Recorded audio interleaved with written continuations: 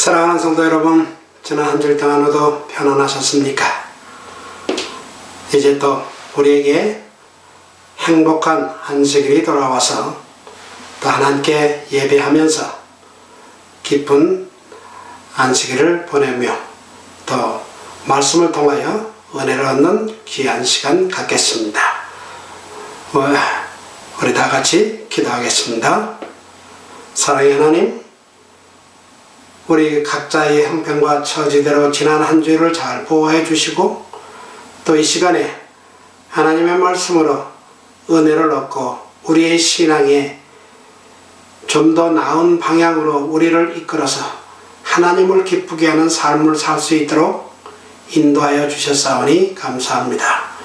이 시간 말씀을 통하여 우리로 하여금 은혜를 얻게 하시고 우리의 신앙의 삶이 하나님을 기쁘게 하는 삶이 되도록 우리를 변화시키고 인도해 주시옵소서. 예수님의 이름으로 기도합니다. 아멘. 오늘은 선지자의 잘못된 행동이라는 제목으로 우리 디모데전서 6장 9절부터 12절까지 있는 말씀을 가지고 함께 은혜를 얻고자 합니다. 제가 읽겠습니다. 부하려 하는 자들은 시험과 올무와 여러가지 어리석고 해로운 정욕에 떨어지나니 곧 사람으로 침륜과 멸망에 빠지게 하는 것이라. 돈을 사랑함이 일만하게 뿌리가 되나니 이것을 사모하는 자들이 미혹을 받아 믿음에서 떠나 많은 근심으로써 자기를 찔렀도다.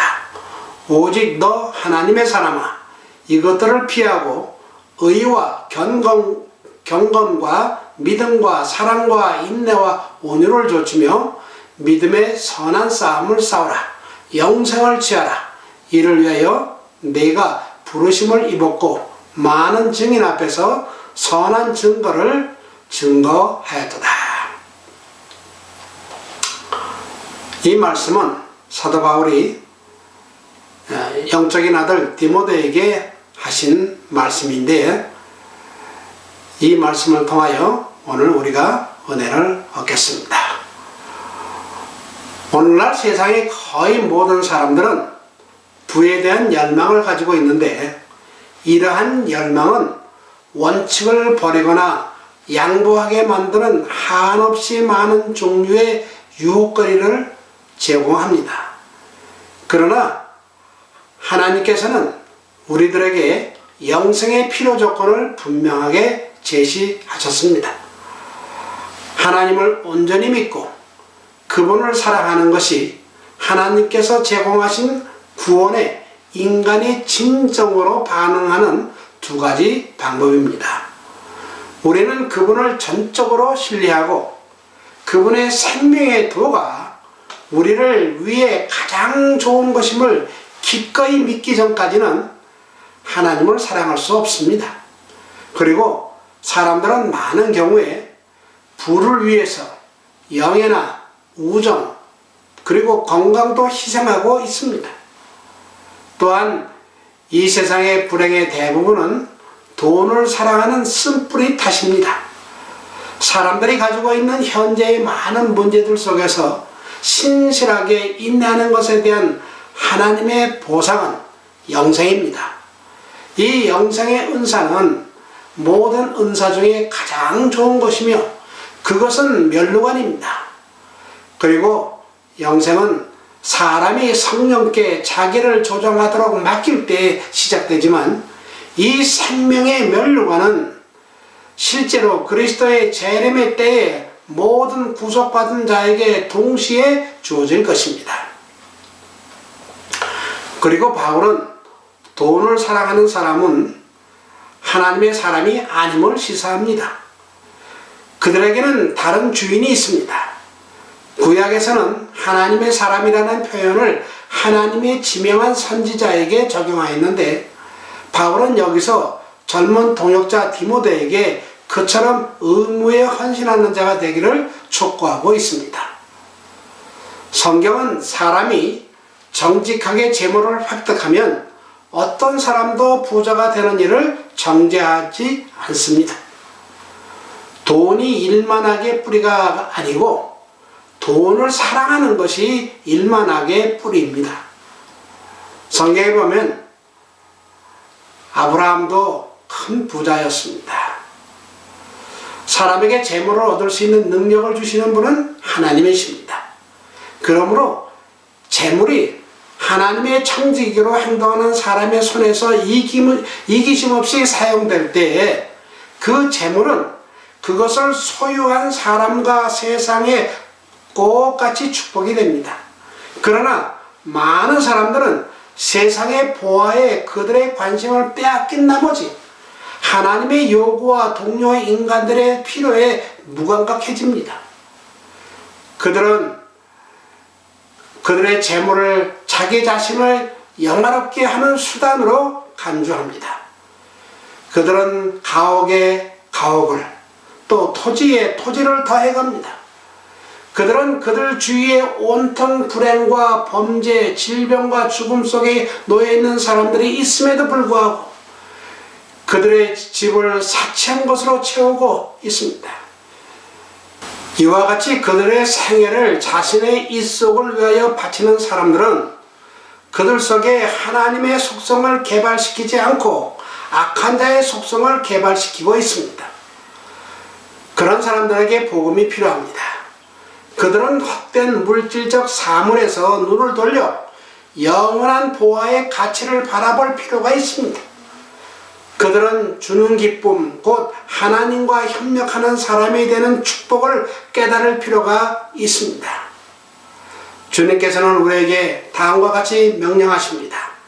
내가 이 시대의 부한자들을 명하여 마음을 높이지 말고 정함이 없는 재물에 소망을 두지 말고 오직 우리에게 모든 것을 후히 주사 누리게 하시는 하나님께 두며 선한 일을 행하고 선한 사업에 부하고 나눠주기를 좋아하며 동정하는 자가 되게 하라.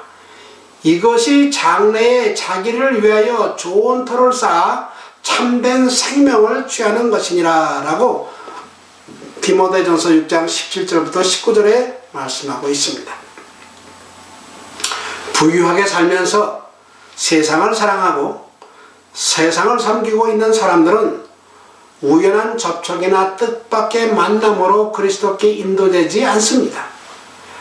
그와 같은 사람들은 때때로 접근하기가 참으로 어렵습니다. 그런 사람들에게는 선교 정신으로 무장된 남녀들, 실패하거나 낙담하지 않을 사람들에 의하여 개인적 노력이 주어져야 합니다. 우리에게 발람의 이야기는 잘 알려져 있습니다만 이 이야기를 우스운 이야기로만 생각해서는 안 됩니다. 발람이 여호와 하나님과 교통한 이야기는 죄가 하나님의 능력을 통해 정복되지 않으면 우리를 파멸에 빠뜨릴 수 있다는 것을 보여주는 하나의 예증이 됩니다.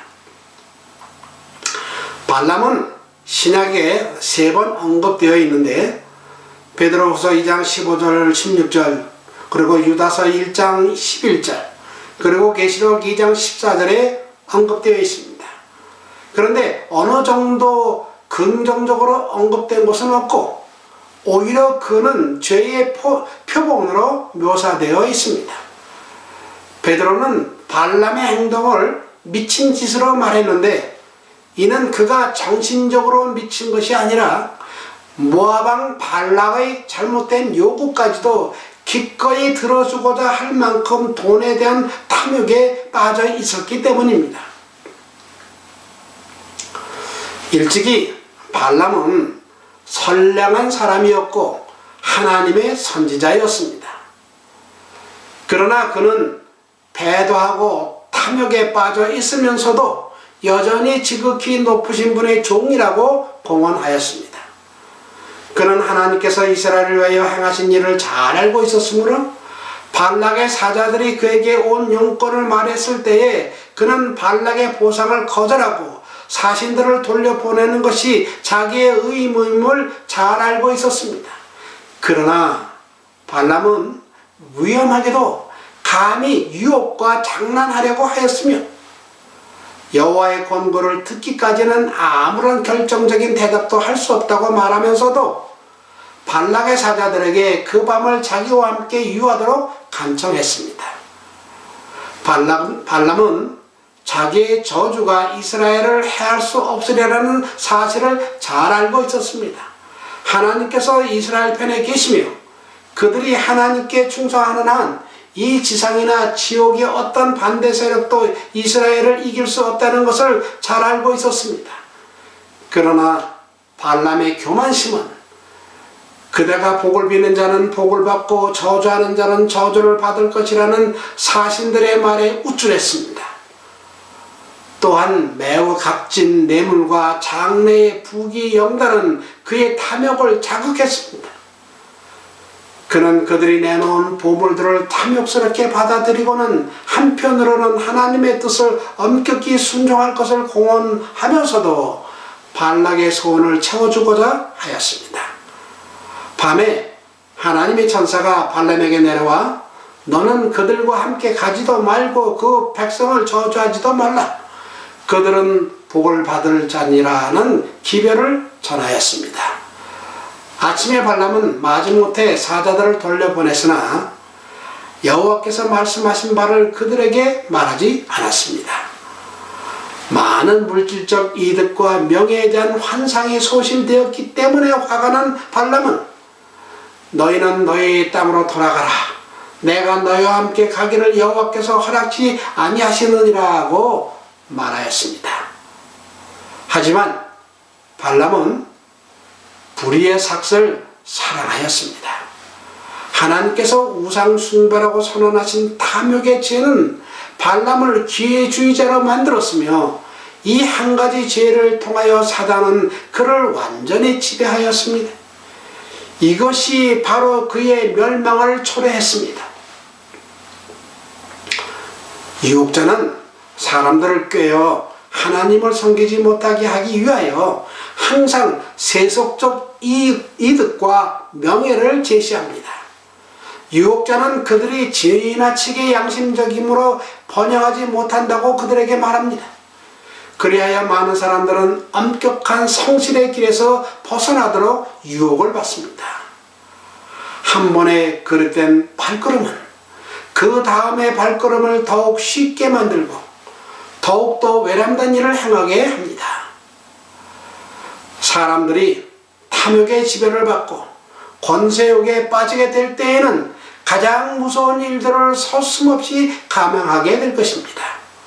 그리고 어떠한 세속적 이익을 얻기 위하여 한동안 엄격한 성실을 떠났다가 그 목적을 달성한 후에는 그들이 원할 때에는 다시 그들의 행로를 변경할 수 있다고 스스로 아첨하는 사람들이 많습니다. 이와 같은 사람들은 스스로 사단의 올무에 빠지는 사람들이며 그들은 좀처럼 그곳에서 빠져나올 수 없을 것입니다. 이렇게 발락의 사자들은 발락에게 선지자가 그들과 동행하기를 거절한 사실을 보고하면서 하나님이 그를 금하신다는 일은 구하지 않았습니다. 왕은 발람이 더 많은 보상을 얻기 위하여 지체하는 것이라고 생각하고 처음보다 지위가 높은 귀족들을 더 많이 보내어 더 높은 지위를 주겠다는 약속을 하게 하고 그들에게 발람이 요구하는 것은 무엇이든지 줄 수 있는 권위를 부여하였습니다. 선지자에게 보내는 발락의 긴급한 기별은 다음과 같았습니다. 청컨대 아무것도 거리끼지 말고 내게로 오라. 내가 그대를 높여 크게 존귀케 하고 그대가 내게 말하는 것은 무엇이든지 시행하리니 청컨대 와서 나를 위하여 이 백성을 저주하라. 이렇게 발람은 두 번째 시험을 당했습니다. 발람은 사신들의 간청에 대하여 자신은 매우 양심적이며 성실하다고 공언하면서 아무리 많은 금과 은을 준다 할지라도 하나님의 뜻에 반대되는 행동은 하지 못한다고 단언하였습니다. 그러나 마음속으로는 왕의 요구에 응하고 싶어 했습니다. 이것이 문제입니다. 하나님의 뜻이 이미 자기에게 분명히 나타났음에도 불구하고 발람은 사자들에게 하나님께 다시 물어볼 터이니 하룻밤 머물러 달라고 요청했습니다. 그는 마치 전능하신 하나님이 인간처럼 설득될 수 있으리라고 생각하였던 것 같습니다. 그리하여 여호와께서 다시 밤에 발람에게 나타나셨습니다. 그 사람들이 너를 부르러 왔거든 일어나 함께 가라. 그러나 내가 네게 이르는 말만 준행할지니라 라고 말씀하셨습니다. 그래야 하나님께서는 발람이 어떻게든지 가려고 작정하는 것을 보시고 당신의 뜻을 따르는 한 가도록 허락하셨습니다. 하지만 발람은 하나님의 뜻을 행하려고 노력하지 않고 오히려 자신의 길을 선택한 후에 여호와의 재가를 얻으려고 애를 썼습니다. 그런데 오늘날도 이와 같은 노선을 따라가는 사람들이 우리 주위에는 무수히 많습니다. 그들의 의무가 그들의 기호와 일치했더라면 그것을 깨닫기에는 별 어려움이 없었을 것입니다. 이러한 의무는 성경에 분명히 드러나 있거나 환경과 이성에 의하여 분명하게 나타나 있습니다. 그러나 이러한 증거들이 그들의 욕망과 기호에 반대되는 까닭에 그들은 흔히 그것들을 제쳐놓고 그들의 의무가 무엇인지 알기 위하여 하나님께 나아가야 한다고 생각합니다. 표면상으로 그들은 크게 양심적인 것처럼 빛을 구하기 위하여 오래 열렬히 기도합니다. 그러나 하나님께서는 만물의 여김을 받지 않으실 것입니다. 때때로 하나님께서는 이런 사람들에게 자신의 욕망을 따르도록 허락하시고 그 결과를 당하게 하십니다. 내 백성이 내 소리를 듣지 아니하므로 내가 그 마음에 감격한 대로 버려두어 그 임의대로 행케 하였도다 라고 시편 81편 11절 12절에 말씀하고 있는 것입니다. 이렇게 우리의 의무를 분명히 알면서도 그것을 행치 않을 핑계를 찾기 위하여 하나님께 나아가 기도해 보겠다고 생각하지 말아야 합니다. 오히려 우리는 겸손하고 순종하는 정신을 가지고 그 요구를 감당할 수 있는 하나님의 능력과 지혜를 구해야 합니다. 이렇게 발람과 같은 하나님의 선지자도 그렇게 어리석은 행동을 저지를 수 있었다면 하물며 우리들이야 어떠하겠습니까? 우리들은 너무나 쉽게 사단의 유혹에 넘어가기 쉽다 이 말입니다. 우리는 발람의 슬픈 이야기에서 교훈을 얻고 그의 전철을 밟지 말아야 합니다.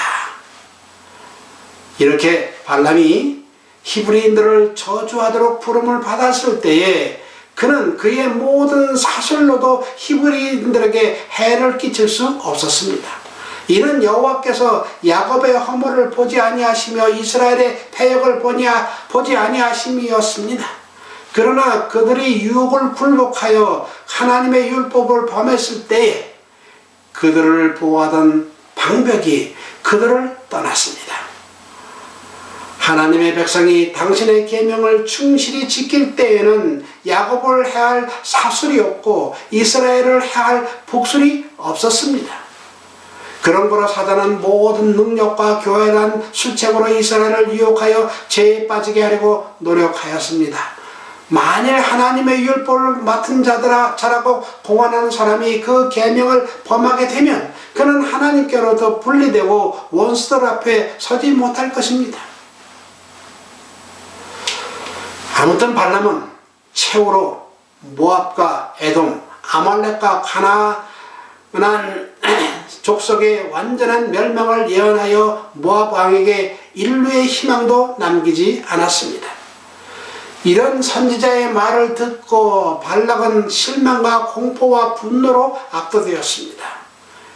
그리하여 발락은 발람이 유리한 대답으로 최소한의 용기도 주지 못하고 모든 일이 자기에게 불리하게 결정된 것을 보고 분개하였습니다. 그래서 발락 왕은 아주 화를 내면서 그러므로 그대는 이제 그대의 곳으로 달려가라. 내가 그대를 높여 심히 존귀케 하기로 뜻하였더니 여호와가 그대를 막아 존귀치 못하게 하셨도다 라고 말하였습니다. 그 대답은 발람이 자기가 하나님께서 주신 기별만을 말할 따름이라고 왕에게 미리 경고한 그대로였습니다. 이렇게 부귀영달의 소망과 왕의 총애를 잃어버렸을 뿐만 아니라 그가 하나님의 불쾌히 여기심을 산 것을 알고 실망한 발람은 자기 스스로가 선택했던 사명을 마치고 집으로 돌아왔습니다. 발람의 집에 도착한 후에는 하나님의 성령의 제어하시는 능력이 그를 떠나고 이제까지 제지되어 온 그의 탐욕만이 그를 지배하였습니다. 그는 어떤 수단을 써서라도 발락이 약속한 보상을 얻고자 하였습니다. 발람은 이스라엘의 번영이 하나님께 순종하는 데 달려있고 그들을 죄에 빠뜨리지 않고는 그들을 전복시킬 수 없다는 것을 잘 알고 있었습니다. 그리하여 그는 이제 모압인들로 하여금 이스라엘 백성들에게 저주가 내리도록 하는 방법을 따르도록 조언함으로 발락의 환심을 쌓기로 결심하였습니다. 이렇게 사람이 물질에 유혹을 받으면 사람들을 죄 가운데로 인도하는 그러한 놀라운 일을 하게 되는 것입니다. 발람은 즉시 모압 땅으로 다시 돌아가 왕 앞에 자기의 계획을 아뢰었습니다. 모압인들도 역시 이스라엘이 하나님께 충성하는 한 하나님이 이스라엘의 방패가 되실 것을 깨닫고 알았습니다. 발람이 제의한 계획은 이스라엘을 우상 숭배로 유인함으로 그들을 하나님과 분리시키는 것이었습니다. 만일 그들을 바알과 아스타로의 음탕한 예배에 참석시킬 수 있다면 그들의 전능하신 보호자는 그들의 원수가 되실 것이며 그들은 곧 주위에 있는 맹렬한 호전 민족들의 밥이 되고 말 것이라고 말해 주었습니다. 왕은 이 말을 듣고 쾌히 이 계책을 받아들였으며 발람 다시는 그곳에 머물러 있으면서 그 일을 수행하는 데 조력하였습니다. 그리하여 발람은 그의 악마적 계책이 성공하는 것을 목격하였습니다. 그는 하나님의 저주가 당신의 백성에게 임하여 무수한 사람들이 하나님의 형벌을 받는 것을 보았습니다. 그러나 이스라엘의 죄를 벌하신 하나님의 공의는 유혹자들을 그대로 두지 않으셨습니다. 발람은 이스라엘과 미디안 백성 사이의 전쟁에서 죽임을 당했습니다.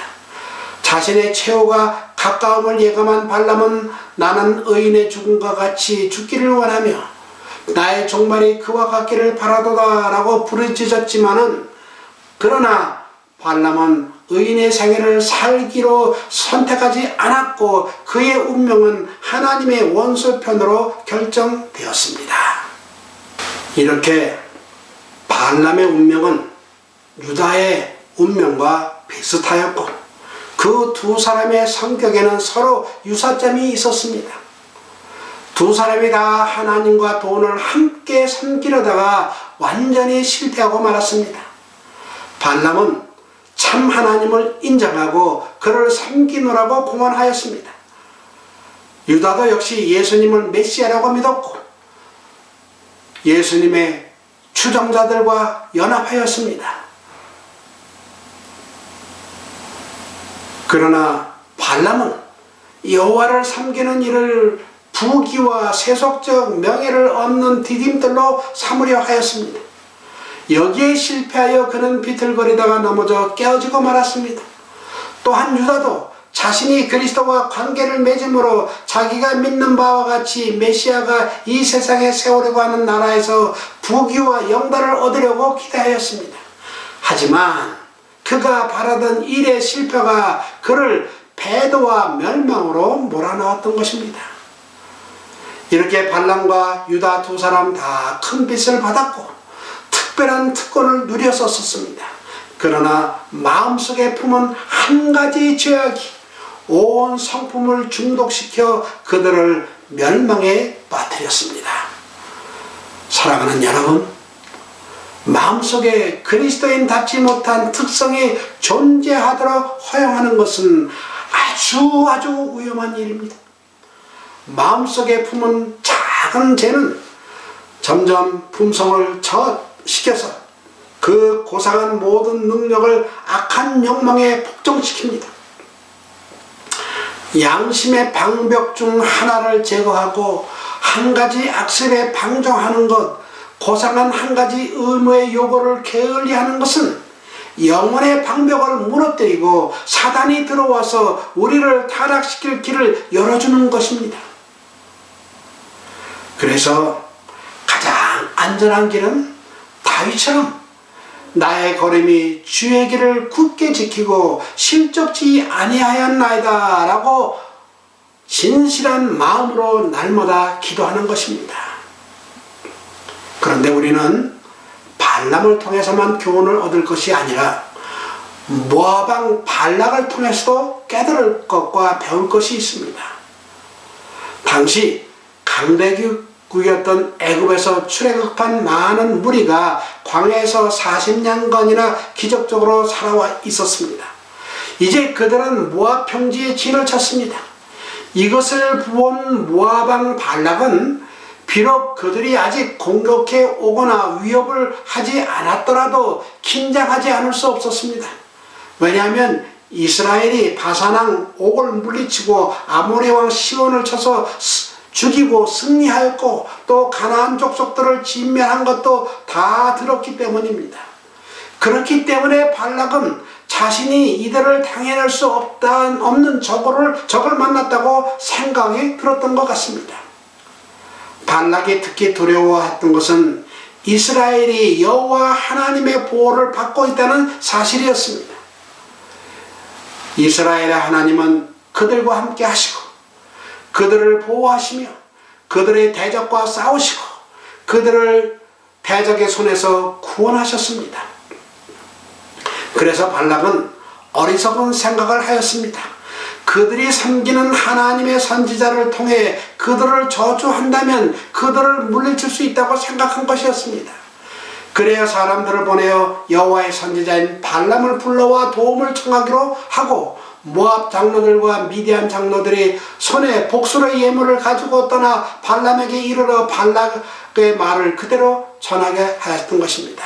그런데 우리의 견지에서 보면 자기네 나라의 사제들 중에서 하나를 택하여 자기네 신에게 이스라엘을 막아달라고 탄원할 수도 있었었는데 그렇게 하지 않고 하나님의 제사장에게 이 일을 부탁한 것은 참으로 아이러니한 일이고 처음부터 안 되는 일이었습니다만 발락이 아마도 이렇게 한 것은 민수기 21장 5절과 6절에서 언급된 이유인 것 같습니다. 만약 발락이 이것을 진정으로 깨달아 알았다면 발람으로 하여금 이스라엘을 저주하라고 시킬 것이 아니라 자기를 위하여 복을 빌어 이스라엘로 하여금 자기를 공격하지 않도록 여호와께 간구하는 것이 옳은 일이었습니다. 그리고 하나님 편에 서서 하나님 이스라엘 백성들처럼 자기네도 하나님의 백성이 될 수 있도록 해달라고 간구해야 되는 것이 옳은 일이었다는 것입니다. 성도 여러분, 발람이 재물과 명예를 얻기 위해 이스라엘을 저주하려 했던 이야기는 발람의 터무니없는 탐욕에서 나온 것이었습니다. 십계명의 마지막 계명인 탐내지 말라는 계명은 우리에게 이러한 죄된 성향을 멀리하라고 경고하는 것입니다. 그러나 우리 중 어느 누구도 이러한 죄의 위험에서 벗어날 사람은 아무도 없습니다. 그러므로 이러한 성향을 극복하지 않으면 우리는 마침내 발람처럼 파멸되고 말 것입니다. 우리는 발락과 발람의 실수로부터 그 교훈을 얻고 실수하고 실패하지 않는 삶을 살아야 되겠습니다. 그러므로 일만하게 뿌리가 되는 돈을 사랑하지 말고, 또 부활해야 하는 사람들은 침륜과 멸망에 빠지게 하는 시험과 올무와 여러 가지 어리석고 해로운 정욕에 떨어지니까 이것들을 피하고 오직 믿음의 선한 싸움을 싸워서 영생을 취하는 여러분과 제가 되기를 간절히 바라면서 오늘 말씀 마치겠습니다. 기도하겠습니다. 사랑의 하나님, 오늘 저희들은 발람과 발락을 통하여 우리가 이 땅에 살면서 어떻게 살아야 하는지를 깨닫게 해주시니 감사합니다. 우리가 듣고 그것으로 끝이는 사람들이 아니라 듣고 우리가 우리의 삶을 고쳐서 구원받는 백성답게 살아갈 수 있도록 힘주시고 능력 주시고 지혜를 주셔서 예수님 오실 때 기쁨으로 주님을 맞이할 수 있는 주님의 백성 되도록 모두를 축복해 주시기를 예수님의 이름으로 간절히 축원합니다.